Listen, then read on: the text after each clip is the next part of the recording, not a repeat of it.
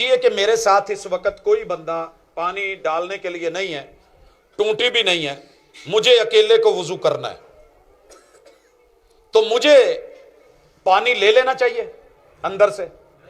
نہیں، رسول صلی اللہ علیہ وسلم نے منع کیا ہے کہ آپ میں سے کوئی بندہ بھی پانی کے برتن میں ہاتھ نہ ڈالے۔ آپ نے پانی لیا، یہ پانی لیا، یہ اس سے آپ علیہ الصلوۃ والسلام نے بائیں پہ کیا اور اسے دھویا۔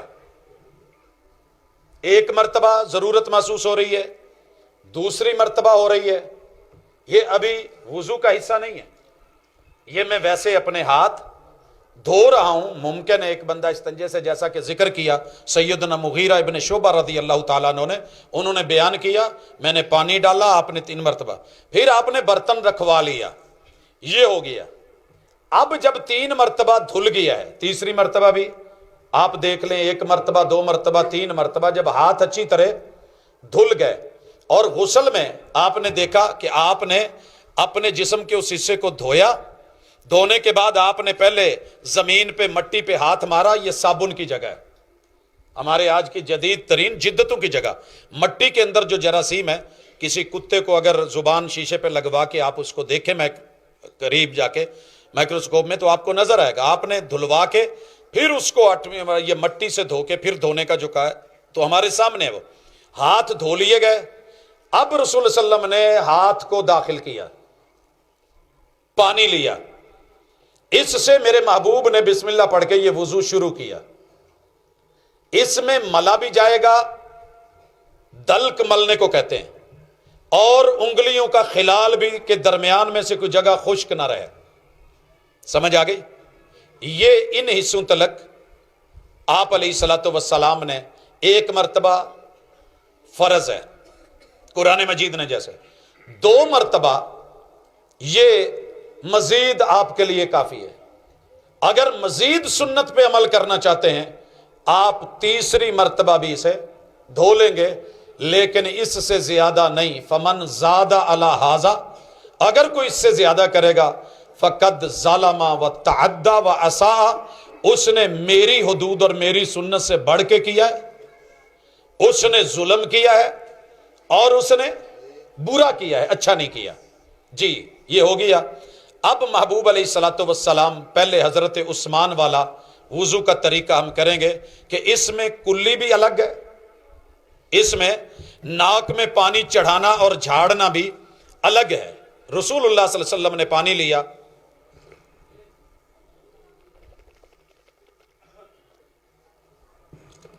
یہ منہ میں پانی لینا اور پانی کو گھمانا مزمزہ ہے، یہ کیا ہے؟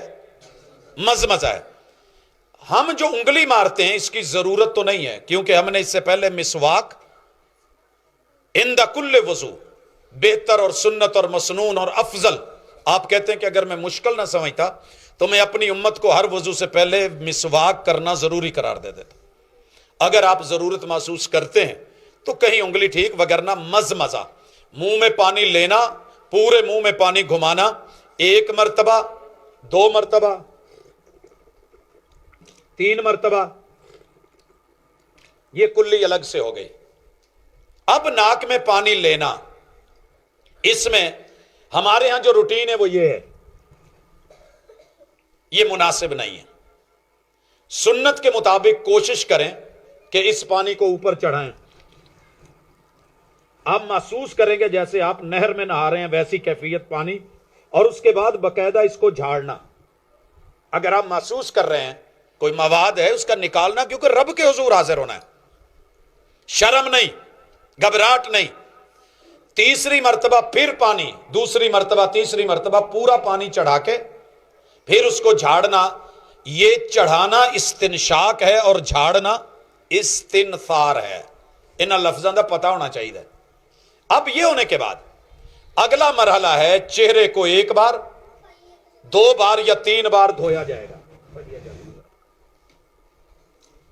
اب یہ ہم نے پانی لیا، اور یاد رکھیے منبت الشعر، جہاں سے یہ بال اگے ہیں، اس حصے کو پوری طرح دھویا جائے گا۔ اگر داڑھی نہیں، آپ کا سارا حصہ دھل جائے گا۔ कुछ लोग दाढ़ी पकड़ के उसको भी नीचे धो रहे होते हैं। रसूलुल्लाह सल्लल्लाहु अलैहि वसल्लम से हमें यह नहीं मिला। दाढ़ी वाले हिस्से का खिलाल किया जाएगा। मैं बाद में एक मर्तबा हो गया, उसके बाद दूसरी मर्तबा मुझे जरूरत है, मैंने उसको धोया, दिल मुतमिन हो गया, ठीक नहीं, मेरे पास तीसरा ऑप्शन भी मौजूद है, मैंने अपने चेहरे को धोना है, और अच्छी तरह धोने के बाद मेरे पास ऑप्शन है, पानी है, मैंने खिलाल, मेरे पास इसका तरीका मौजूद है। मजीद आप इसको अच्छी तरीके से जैसे मुनासिब समझते हैं, ये सुन्नत समझ के करेंगे, इसमें शर्म भी नहीं, ये मजाक भी नहीं, ये इस्तेहजा भी नहीं। फिर रसूलुल्लाह सल्लल्लाहु अलैहि वसल्लम ने और कुरान मजीद का हुक्म कि आप अपने दाएं बाजू को ये यहां तलक मिरफकैन, एक बार दलक किया है पानी, मैंने एक मर्तबा लिया है, धुल गया, साफ हो गया, मैं मजीद महसूस कर रहा हूं तो मेरे पास अगर टूटी है तो उसके नीचे करके हल्का सा पानी खोल के, पानी मुझे ज़ाय नहीं करना, शायद के एक छोटा सा मग भी वुजू के लिए पानी में काफ़ी होता है, और अगर पानी कम हो तो कदर फिर होती है, बिला वजह टूटी खोल के नहीं बैठा जाएगा। ये हो गया। अब मुझे बाएं हिस्से को धोना है, ऐसे मैं धो लूं, मैं यहां पानी लेके इधर ला के इसको ऐसे करके धो लूं, जैसे भी मकसद ये है कि बाजू कोनियों तलक अच्छे तरीके से ये धुल गए। अब मसा है, मैंने कैप है उतार ली है, मैं नंगे सर हूं। फिर मसे का पहला तरीका, बादा अब मुकद्दम रासे ही, ये सर के अगले हिस्से से शुरू किया जहां से बाल शुरू होते हैं। मर्द औरत दोनों का तरीका एक ही है। आप गुद्दी तक गए, इला कफा, और आपको पता होना चाहिए हुजूर के बाल कानों तलक भी थे और यहां कंधे तक। यहां से लाके बाल वापस लाते हुए ये नहीं देखनी कि जुल्फें किधर जाती हैं, हम डरते हैं। यहां आके वहां छोड़ना है जहां से शुरू किया था। पहला तरीका, बेहतर तरीका, अफजल तरीका, मसनून तरीका। हजरत अली रदी अल्लाह ताला अन्हु वाली यही रिवायत जो भी हमने पढ़ी है, उसमें रावी कहते हैं कि उन्होंने जब मसा किया, यहां से लेके यहां गए। अब मुझे नहीं पता कि उन्होंने हाथ वापस लुटाया या नहीं लुटाया, समझ रहे हैं? तो लिहाजा बाज ने कहा है कि दूसरा तरीका इतना भी काफी है। अगर बिलखुसूस आपके बाल बड़े हैं, आप यहां से लेकर के यहां तक चले जाते हैं तो आपका मसा हो गया। बाज ने कहा कि नहीं, बाकी रिवायतों में तफसील मौजूद है, तो बहस और जिद अच्छी नहीं, मसनून को ढूंढिए, अफजल को ढूंढिए। यह भी हो गया। अब आते हैं दूसरा तरीका जो आम लोग मुख्तलिफ मुल्कों में करते हैं। यह भी मसा एक मसलक का, एक सर का चौथाई हिस्सा, 1 2 3 ये 4। अब मेरा 4 क्या बनता है? मैंने ऐसे हाथ गीला किया, ऐसे कर लिया, मसा हो गया। सर का चौथाई हिस्सा, रुब रास बाज लोग ये कहते हैं, लेकिन सारे मसालिक ने अफजल यही कहा है कि अफजल यह है कि सर पूरे का मसा किया जाए। पगड़ी दीजिए जरा, हमारे पास पगड़ी मौजूद है, मैंने सर पे रखी हुई है, और मुझे डर है कि अगर मैंने ये उतार के मसा किया तो ये खुल ना जाए, और दोबारा बांधना इतना आसान नहीं है। तो ऐसी सूरत में क्या किया जाए? 2 तरीके। पहला, यहां पे हाथ है, यहां से शुरू करके बाकी पगड़ी का मसा, मसहा अला रासे ही व इमामती।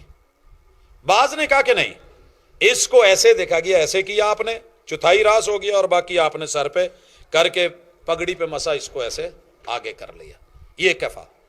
अब मैंने सर का मसा कर लिया। कुछ लोग आपको एक और तरीका भी बताएंगे सर के मसे का, लेकिन उनके अपने उस मसलक में भी इसकी कोई दलील नहीं है। फतवा मौजूद है, आप अभी खोल के चेक कर सकते हैं, देख। वो कहते हैं कि तरीका यह है कि इन उंगलियों को अलग कर लिया जाए। ये 3 उंगलियां یہ میرے ددیال اور ننیال سکھاتے تھے کہ آپ ایسے کر کے ان کو لے کر کے جائیں، یہ انگلیاں الگ رکھیں، ٹھیک ہے، انگلیوں کو ٹچ نہیں کرنا چاہیے، کیونکہ ان سے پھر آپ نے کانوں کا مسح کرنا ہے۔ الاذنان من الراس، بعض نے کہا ہے کہ آپ الگ پانی لیں گے، لیکن چونکہ سر کا حصہ ہے کان، اور اس لیے اسی پانی سے یہ تکلف ہے انگلیوں کا الگ کرنا، کسی بھی صحیح حدیث سے نہیں ملا۔ اپنوں نے اعتراف کیا کہ نہیں ملتا، فقہی عبارتیں ہیں، کچھ لوگوں نے اس میں اپنا وہ ذوق ڈالنے کی کوشش کی ہے، مگر اس میں سنت کا ٹیسٹ نہیں ہے، تو لہٰذا میں ہاتھ یہ لے گیا، یہ 3 بار نہیں، صرف 1 بار ہے سر کا مسح۔ بعض نے کہا کہ یہ بھی 3 بار ہے، نہیں، رسول اللہ صلی اللہ علیہ وسلم سے جہاں سے ملا 1 بار، یہاں تک آ گیا۔ اب کانوں کا مسح، یہ دونوں انگلیاں، الگ سے پانی لینے کی ضرورت نہیں، آلریڈی گیلی ہیں، میں نے کان کے اندر دونوں طرف شہادت کی انگلیاں، جہاں جہاں یہ دائرہ گھوم رہا ہے اس کو پورا گھما کے جہاں یہ کان سے باہر نکل جائیں، اور ان دونوں انگوٹھوں کے ساتھ پیچھے سے ابہام کے ساتھ اس کو مکمل ایسے دبا کے دلک کے ساتھ جو ہے لایا جائے گا، میرا مسح مکمل۔ باقی رہ گیا یہ والا کرنا، ددیال و ننیال سکھا رہے ہیں۔ محمد رسول صلی اللہ علیہ وسلم سے یہ روایت کسی بھی صحیح سند سے نہیں ملی، اگر ملتی تو ہمارے لیے یہ کوئی مشکل نہیں تھا، ہم ایک بار پھر سے کر کے اس کو ایسے کر سکتے تھے، لیکن آپ سے چونکہ صحیح نہیں ملا اس لیے ہم اس کو نہیں کرنے والے۔ اب اس کے بعد اگلا مرحلہ ہے، مجھے پاؤں پہ جرابیں ہیں، میرے پاؤں پہ موزے ہیں، میں مسح کرنا چاہتا ہوں، تو آپ یہ بتائیے کہ مسح نیچے سے کیا جائے گا یا اوپر سے؟ حضرت علی فرماتے ہیں رضی اللہ تعالیٰ عنہ، اگر دین رائے سے ہوتا یا بندے کی ذاتی سوچ سے ہوتا تو علی کا فیصلہ یہ تھا کہ بندہ موزے پہن کے چلتا ہے مسجد کے صحن میں باہر تو نیچے والا حصہ خراب ہوتا ہے نا، لہٰذا نیچے والے حصے پہ پھیرنا چاہیے تھا، لیکن حضرت علی کہتے دین رائے کا نام نہیں، میرے محبوب کی سنت کا نام ہے، اس لیے دیجئے گا ذرا پانی، اس لیے مسح جو ہے وہ موزے ہیں، رابے ہیں، اوپر سے اتنا ہی کیا جائے گا اور یہ کافی ہے۔ سمجھ گئے؟ اب باتیں ہیں، میں نے وضو کر کے اگر جرابیں پہنی ہیں یا موزے پہنے ہیں تو مسح کافی، اگر نہیں میں نے پاؤں دھونے ہیں، نبی مکرم صلی اللہ علیہ وسلم نے پہلے دایاں پاؤں، اب پانی اوپر سے آ رہا ہے، آپ اپنے چلو سے، ابھی رہنے دیں، میں ذرا نا چلو سے رکھ دیں ذرا، میرے پاس اس وقت پانی ہے، ذرا ہاتھ رکھیے گا، میں نے اس سے لے کر کے اس کو دھویا ہے، دھوتے ہوئے مجھے جلدی کی ضرورت نہیں، اس ایک دفعہ دھونے سے بھی اگر پانی نہیں، میں نے اس کا اچھی طرح انگلوں کا خلال کر لیا ہے، آپ دیکھیں گے کہ یہ اچھی طرح دھل گیا ہے، میرا دل مطمئن نہیں ہو رہا، میرے پاس دوسرا آپشن ہے، میں نے ٹخنوں تلک اس کو دائیں پاؤں کو دھونا ہے، تیسرا بھی انگلیوں کا ساتھ خلال ہو رہا ہے اچھے طریقے سے اور پاؤں دھل رہا ہے، سیم اسی انداز میں نبی مکرم صلی اللہ علیہ وسلم کا وضو حضرت عثمان رضی اللہ تعالیٰ عنہ اور حضرت علی رضی اللہ تعالیٰ عنہ ان دونوں نے سکھایا اور کمال سکھایا، اور آج اس سنت پہ عمل کرتے ہوئے اپنی اس تربیتی نشست میں مجھے اچھا لگ رہا ہے کہ میں اپنے بیٹوں کے درمیان، اپنے بھائیوں، اپنے بزرگوں کے درمیان اس درس کو اسی انداز میں، یعنی زبانی کلامی تو ہمارے سلسلے چلتے رہتے ہیں، اپنے بچوں کو گھر جا کر کے بسم اللہ پڑھ کے سکھائیے گا، اور دوست احباب کو کبھی بلائیے گا، اور اگر آپ سے کوئی کہے کہ ہمیں کر کے سکھا دیں تو کوئی حرج کی بات نہیں، سیکھیے، جانیے، رسول اللہ صلی اللہ علیہ وسلم کا یہ دین عمل کا دین ہے۔ اللہ تعالیٰ اس وضو کے بدلے میں کیا دیں گے؟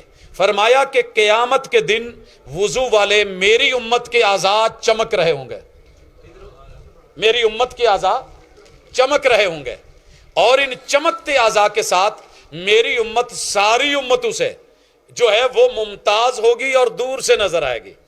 اللہ سے دعا کر دے اللہ اے اعضاء قیامت والے دن چمک دے ہون۔ اس کے بعد اگلا مرحلہ جو بڑا اہم ہے، بندہ وضو کرے، ٹائم ہو 2 رکعت پڑھ لے، اسے تحیت الوضو کہتے ہیں، اور یہ وضو کا حصہ ہے، اور اس کا فائدہ کیا ہوگا کہ اللہ پچھلے گناہ معاف کر دے۔